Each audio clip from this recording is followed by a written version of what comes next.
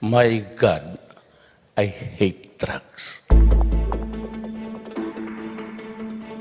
Our guest today, Senator Migs Zubiri. So, Senator, this is really very educational. I was asking the senator if they're going to give this out because it's the Bible for those who want to do business. Anyway, there's an important part here. According to the senator, one of the problems is the Bureau of Fire and Protection. Sabi niyo po? Yes. Okay. Actually, so, dito siya. sa lahat ng meetings ko, Pinky, with the Philippine Chamber of Commerce, European Chamber of Commerce, lahat ng Chamber of Commerce, lahat ng Management Association of the Philippines, all the businesses, MSMEs, their number one pet peeve, huwag sana magalit ko yung mga kaibigan sa Bureau of Fire, is Bureau of Fire. Dahil pasensya, wala ko alam dito talaga. Pasensya nyo na lang po, walang galang. They would always complain that unscrupulous members of their group would go around selling, peddling fire extinguishers, fire alarm. Kung hindi mo bibilin sa kanila yung mga fire alarm at fire extinguishers na ito, hindi nila actionan yung permit mo. I see. Kaya ang ginawa namin, naglagay kami ng special section for the Bureau of Fire. Okay. Yan. Bureau of Fire Protection officials are not allowed to sell, offer, recommend specific brands of fire extinguishers and other safety equipment. Pinag-isipan mo talaga to, ha? Kasi nangyari din po sa amin yan at sa mga kaibigan ko. So, the beauty of that is, ang masama kasi, Pinky, buti sana kung kapareho nila, buti sana wholesale price. Or even price dun sa SM pagbili mo ng fire extinguisher.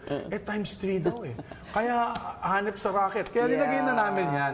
And then we also put the business one-stop shop for the Bureau of Fire, and they're only given 15 days. They're even shorter than the national government, the 20 days. 15 days to act upon the request for inspection. I see. So, mabilis na inspection na yan. So, kailangan 15 days for the Bureau of Fire and Protection to inspect the establishments. Yes. Dapat, of course, you have the, fire extinguishers and the, ano nga ba tawag doon? Yung nasa... Fire alarms. The fire alarms, sprinklers. Sprinkler system. Okay, those also important. Implementation, Senator, we still have a lot to talk about. Kailan mo ba ito mag-uumpisa? Actually, the President, the nice thing Baka about... pumasok na ako sa business. Alam mo, kahapon, natuwa ako kay Presidente. Because after he gave his speech, he gave the instruction. Nandun lahat ng cabinet officials niya, all the cabinet guys in there. I'm instructing you now, sabi niya, you have only 30 days to implement the IRR and to get this rolling. Sabi niya ganun. And he said, I don't care. Mang-utang kayo, maghanap kayo ng tao, magdagdag kayo ng tao, but I want this done. Because obviously, for example, the Bureau of Fire, they'll have to allot more personnel to inspect. Kasi na they have a time frame, hindi na 6 months. Dati, 1 to 6 months yun before maka-inspect sila. So now they have to do it within 15 days. Now, implementation, the DTI is on top of it.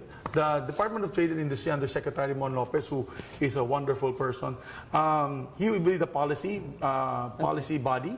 But the ARTA, which is the Anti-Red Tape Authority, yun talagang iikot. Talagang gagawa sila ng under the report Office card of the President. Under the Office of the So President. maybe implementation, we're looking at if 30 days for the IRR, maybe end of June, publication, maybe start of August? Siguro mga ganon. Okay, pero so, dala-dala na nila. Pwede na nila i-download ito sa DTI website. But also maybe, Senator, because really this is important to a lot of people in August, once the IRR is in place, let's talk about it again para mapag-usapan pa natin yung fine print. Because minsan ang problema, maganda naman yung batas, pero pagdating sa... Pero pasabi ko lang sa mga kababayan natin nakikinig na yan. To all our MSMEs, all the businessmen that are listening, and I know a lot of businessmen watch CNN, print this, go to the website of the DTI. You can upload this, print a copy. This will now become your Bible. When you go to a local government or a national government agency, mag-apply po kayo for business permit, occupancy permit, building permit. Dala-dala ninyo ito para hindi nila matanggi yung inyong application. And this is not only for businesses, mga kapatid. This is also for driver's license. This is also for passport. Kaya kinausap ko na si Secretary Alan kahapon. Sabi ko, Secretary Alan, you have only 20 days for application of passport. And many other, all government agencies, basta lahat ng government agencies that transact with Juan de la Cruz, ito na po ang inyong karapatan, Biblia, ika nga, para sa mga transaction na yan. So, BBL, you met with the president, you were part of it last night, and he certified the BBL passage as Today, urgent? yes, he certified it. He certified it today, or he's certifying it this afternoon. But we requested for it because we don't have any more time. We only have till tomorrow. What we're planning to do is we're going to go back to work at 2 p.m. We made a bit earlier today. Hindi ako nakapag-amendments last night because we were in Malacanang meeting with the president. Yeah, that is so shown there. if you can see, we were all stern looks on our face. It was a serious discussion. But So he said he'll certify it as he'll urgent. certify it. But we both agreed, because the House and the Senate have different versions. Yeah. What we both agreed was last night is to pass our versions, and then we'll meet on BICAM during the break. And then, papag-usapan namin yung mga features na medyo kailangan pang pagdebati. Yeah, because some of the senators want amendments, about 100 amendments of them, Senator Recto, concerned about the shared power between the national government and the proposed Bangsamoro Autonomous Region, or BAR. Meron din yung parliamentary system of government ng BAR, and the budget of 150 billion pesos, and then they don't give back to the national government. These Yes. things, can you iron these out, Senator? Actually, my good friend Ralph, we discussed it. We always talk about it. He's my seatmate now kasi nasa harap po ako as siya, Senate President Pro Temp and Majority Leader. We always are in constant interaction and partnership on the BBL. Medyo nagulat nga, dami nagulat. A lot of the people got really shocked in the Sunday newspaper when he came out, and he said parang re-repasuhan daw niya yung BBL is going to do facelift and all that. Actually, pumalag yung MILF. The MILF kind of reacted, and that's why they all went to the president. Before we met with the president in Malacanang, I believe Chairman Murad was there together with the whole MILF group, meeting with the president prior to us. And what I did was to talk to Vice Chairman Iqbal to reassure him that there are certain features of the BBL that are part of the comprehensive agreement on Bangsamoro. That's the peace agreement. So sabi ko, these are mga non-negotiable issues. Like for example, the funding, the mode of government. The funding we can debate. Yung 150 billion. It actually is not 150 billion. The 6% block grant that they're asking is only 74 billion. It looks misleading because the 150 billion is to roll out everything. Because what they wanted initially under the proposed law was to kick out everybody. It's about 40,000 employees, and therefore to give separation pay of 3 months. And di naman pumayag yung DBM sa 3 months. Ang pumayag yung DBM at 1.5 months for 1 to 10 years, and then the 10 years to 20 years, 2 months separation pay. Okay. It only comes about, and then we took away removal of the teachers. We're not anymore, under our proposal, the teachers won't be fired because it's impractical and impossible to hire 30,000 teachers for these positions because you have to be qualified and all that. So we agreed that they can cleanse that because there are problems with ghost teachers and ghost employees with the DepEd local. Yeah. So what we want to do is to allow them to cleanse, but we're not firing any of the teachers. Okay. So it brings it down to about 4,000 employees or 5,000 that would be given their separation pay. So bababa po yan. So we're looking at maybe 74 plus another maybe, we're looking 30. at maybe for the separation pay, another 5B. So that's about 78, 79. Yeah, And then what you call the Special Development Fund will be removed already because the DBM wants to put the Special Development Fund under the block grant. So in all actuality, siguro you're looking at for the rollout, for the first portion and the rollout of this program, it's about 100B. Now, the people are saying and raising their eyebrows and saying, laki naman yan. But you know, peace is expensive. Ang gusto natin na kapayapaan. Now, I'll tell you, Pinky, how much did it cost us to get back Marawi because of what happened?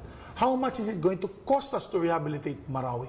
It's going to cost us 100 billion pesos to rehabilitate Marawi, and it cost us about 10 billion to fight it, to be able to get it back. So the cost of war is more expensive than the cost of peace. Ang akin lang dyan naman, Pinky, this is a chance where the largest faction of the rebel forces, which is the MILF, want to go to government and not surrender, but actually work with government in a just and dignified, peaceful solution. So in spite of the amendments, for example, by Senator Recto, do you think you'll be able to pass this on third and final reading by Wednesday? I think so. Okay. Some of the amendments of Ralph are acceptable naman. All right. So, Okay. Quickly, some senators are also calling for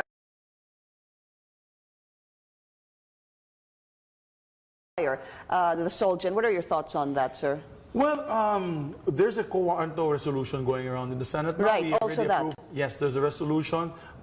Yesterday, the Committee on Rules meeting, we all agreed, and as chairman of the Committee on Rules, we agreed to put it out in plenary. So let the members debate on it, and we will decide whether or not to approve the resolution or not. Personally, I don't like to meddle with the judiciary. I'm hands off with that. That's an co-equal branch of government.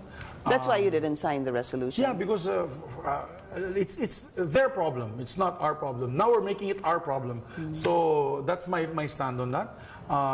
Together with the stand of some other. So what about kay Solgen Calida? Should he resign or should the president fire him because don't of the know. conflict of interest that's been coming out, sir? The resignation call, that's usually a personal, that's usually something that you take up on your own as a government official. Okay. And so I'll give him all that leeway to decide what he wants to So do. you don't support calls for him to resign? Not at this point in time. I have to see the charge sheet against him. Okay. I don't know him very well. As a matter of fact, he went to my office yesterday. And Yeah, there was a big hoopla about why he media. went. But actually, in fairness to him, he only discussed about his bill. There's a bill about the OSG. OSG bill. Yeah, modernizing OSG. The OSG charter, I think. Yes, that's what amendments to it's the OSG called. charter. Right. All right. Thank you, Senator Mig Zubiri. We will invite you again after the IRR on this for those who are going to do business transactions. I'm sure you will all be interested in this. This is The Source on CNN Philippines coming up. Still, a sneak peek of the Senate's new building design. That's for today's In Focus.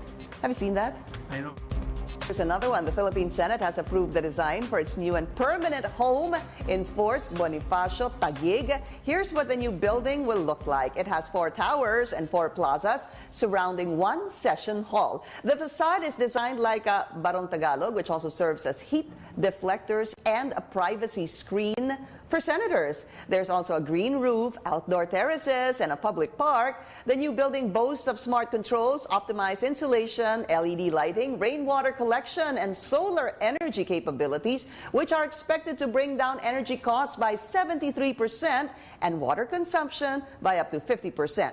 This design by AECOM Philippines won the design contest held by the Senate and the Basis Conversion and Development Authority, or BCDA. Construction starts next year and will finish in 2021. Are you still senator by 2021? Yes, I'll be there till 2022. Then you'll see that. I'll see that. Actually, it looks like a Star Trek building.